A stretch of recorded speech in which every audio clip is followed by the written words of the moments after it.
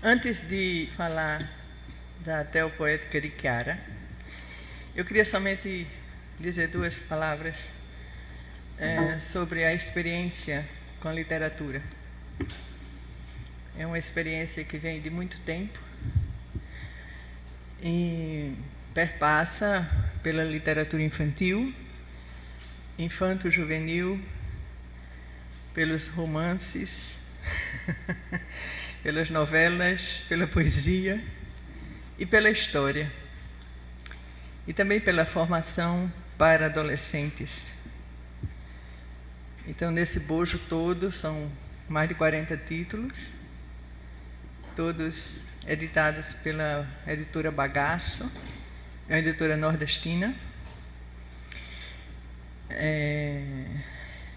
E, por exigência curricular, depois que os carnavais da vida pintaram os meus cabelos,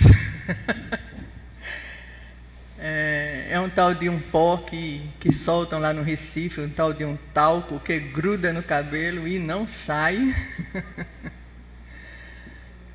Eu voltei para a academia para estudar né? Bom, isso somente para situar um pouco as histórias.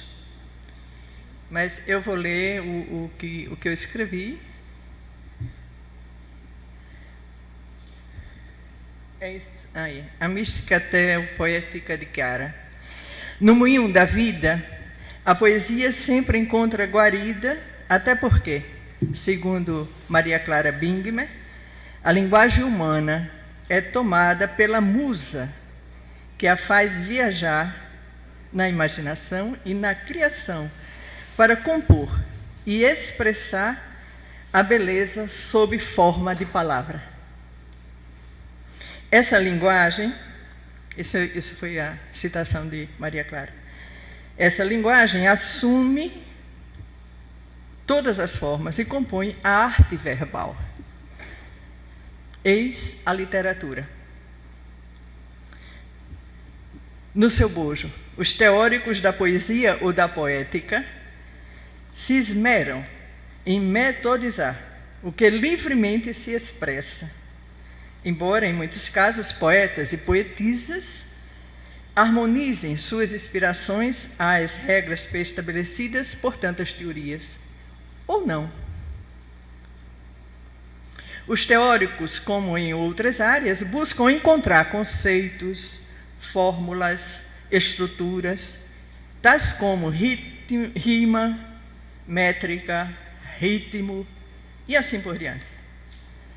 Enquadram em números diversos e palavras, que venham então as nossas cestilhas, de nossos famosos cordéis, os quartetos e tercetos que precisam, os sonetos, a trova, que de tão curtinha ajuda as crianças a aprenderem a lidar com a poesia, e assim por diante. Não pararíamos mais, porque os nossos teóricos, ainda bem, não param.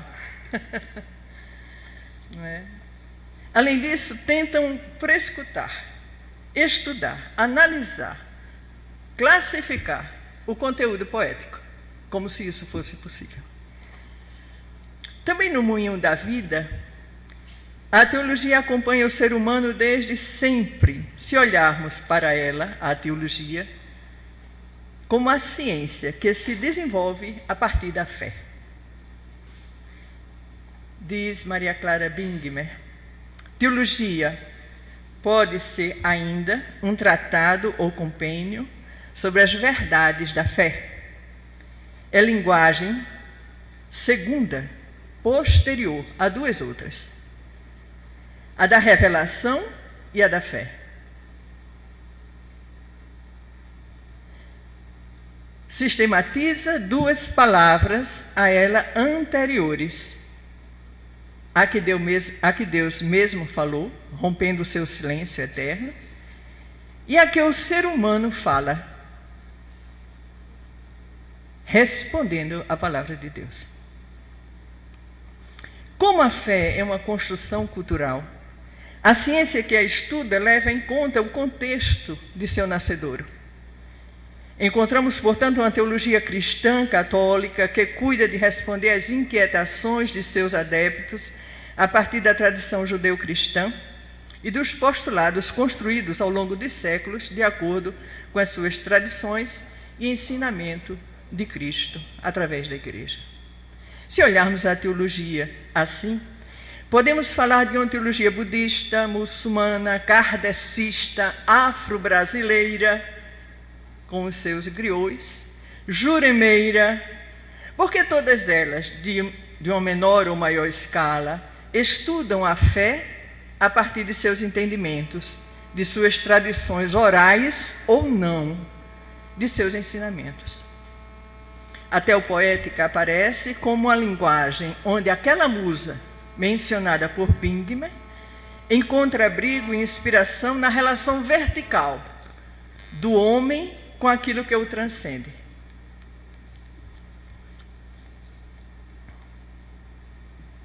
Escuta, compreende, acata a fala de Deus.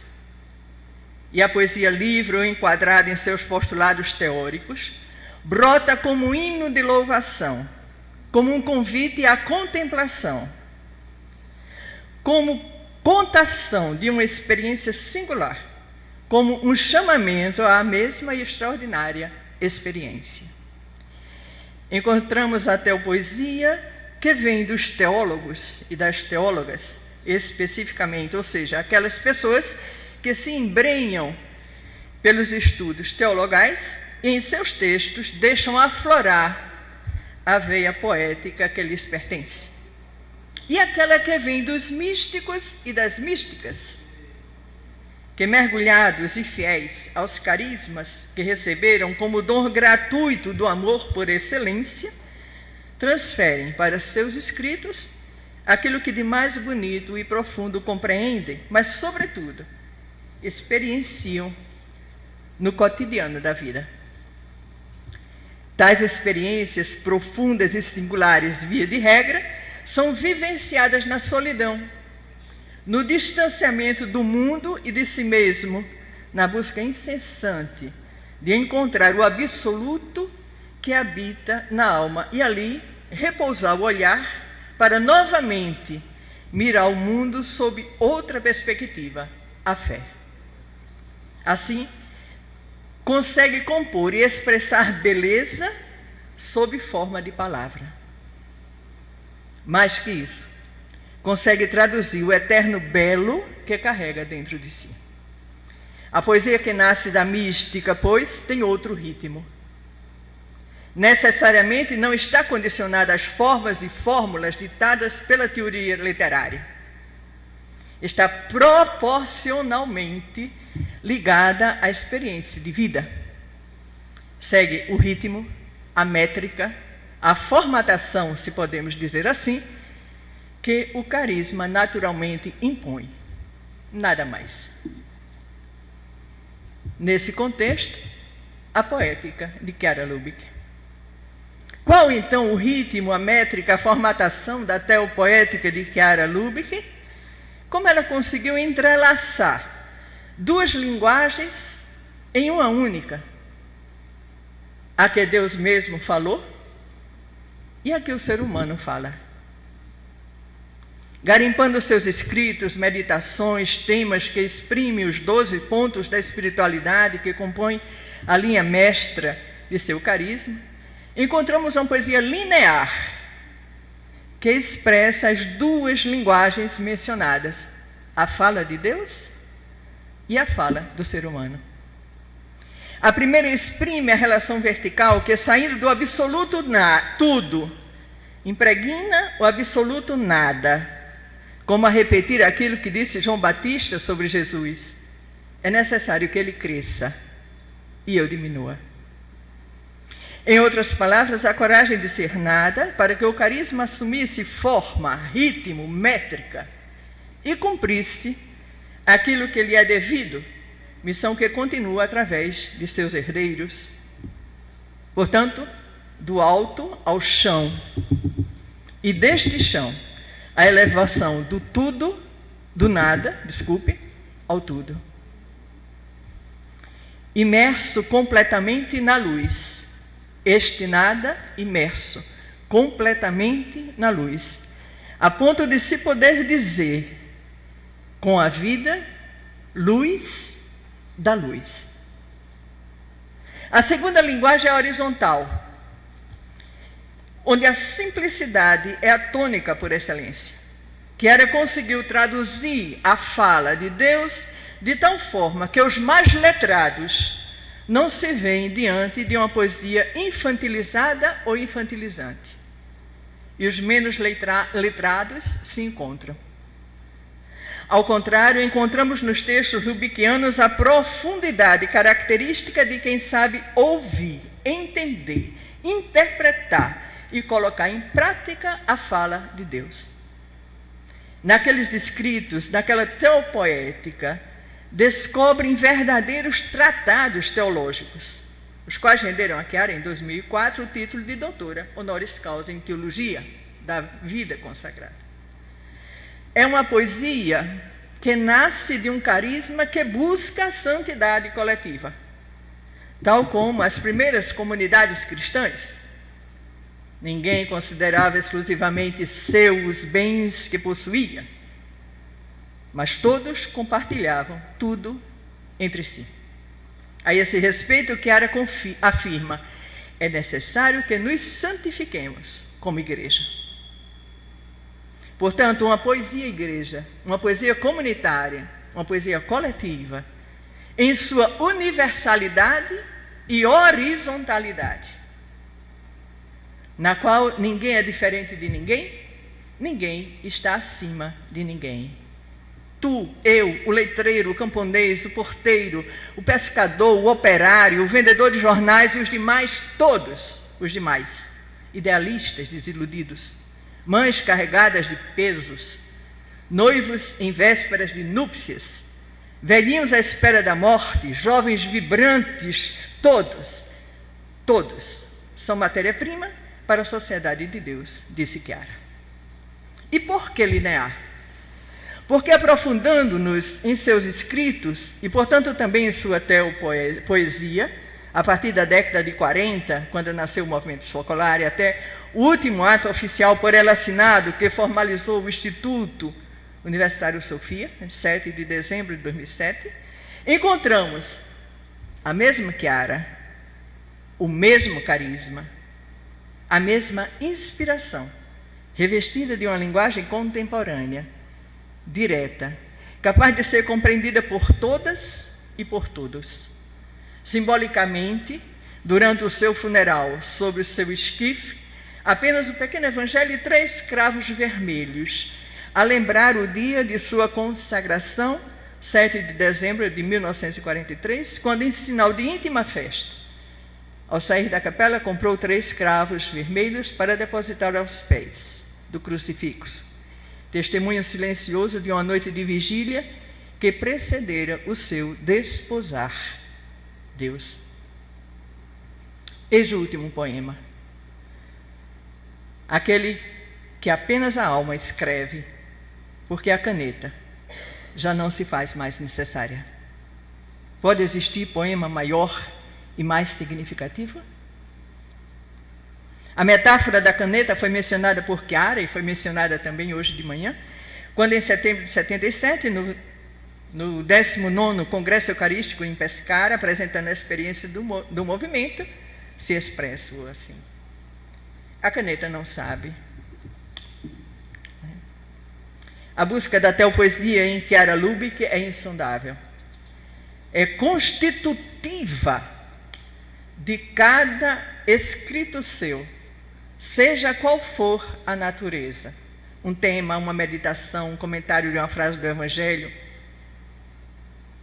seja também para qualquer público, crianças, adultos, jovens, casados, consagrados, cristãos, não cristãos, crentes, não crentes, ou ainda ocupante das mais variadas esferas da pirâmide social e econômica, ou pertencentes a qualquer etnia.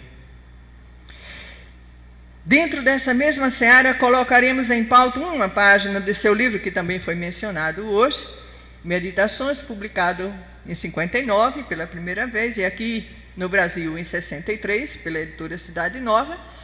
Ela começa: eis a grande atração dos tempos modernos, penetrar na mais alta contemplação e permanecer misturado com todos, homem ao lado do homem.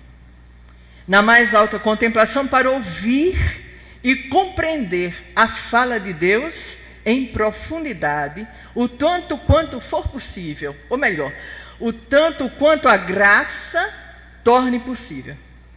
Neste colocar-se ombro a ombro, traduzir na fala humana esta compreensão de Deus, para que as pessoas possam responder com a sua própria e singular fala, porém coletivamente, como igreja, na sua humana universalidade. O segredo, nos lembra Chiara, é estar no mundo sem ser do mundo. Eles não são do mundo como eu não sou do mundo, disse Jesus. Estar no mundo como sinal de contradição e fazer a luz chegar até os confins.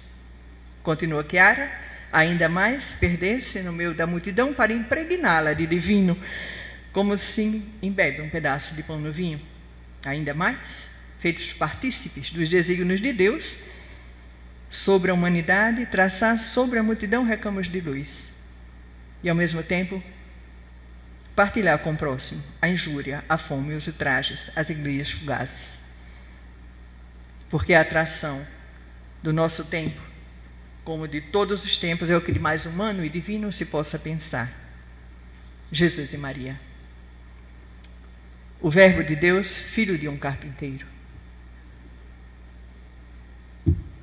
A sede da sabedoria, mãe de família. Eis, na simplicidade de sua teopoética, a síntese do carisma da unidade, dom do amor gratuito de Deus Pai para a humanidade, através de Chiara Lubich. Concluindo, a impressão que temos é que tudo foi dito, e ao mesmo tempo que não dissemos nada.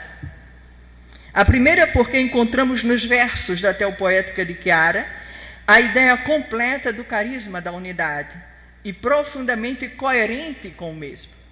A segunda impressão é consequente e, à primeira vista, incoerente. Isto é uma poesia tão densa, tão rica, que seria necessário páginas e mais páginas, infinitas páginas, para comentar um de seus versos sequer. E o saboroso impasse está em pauta. Por isso nos ancoramos naquilo que disse o Papa João Paulo II na audiência geral da quarta-feira de 12 de agosto de 98, quando folheamos certas maravilhosas páginas de literatura e de filosofia. Olhamos admirados para determinadas obras de arte, ouvimos sublimes trechos de música. É espontâneo reconhecer nestas manifestações do gênio humano um determinado reflexo luminoso do Espírito Santo. Por fim, retomando as colocações de Maria Clara Bingler, podemos apresentar Chiara Lubich como artista da arte verbal, da arte das letras. Mais que isso, um artista que soube colocar na sua escrita aquilo que de eterno sua alma possuía, o reflexo luminoso do Espírito Santo, o carisma da unidade. Obrigada.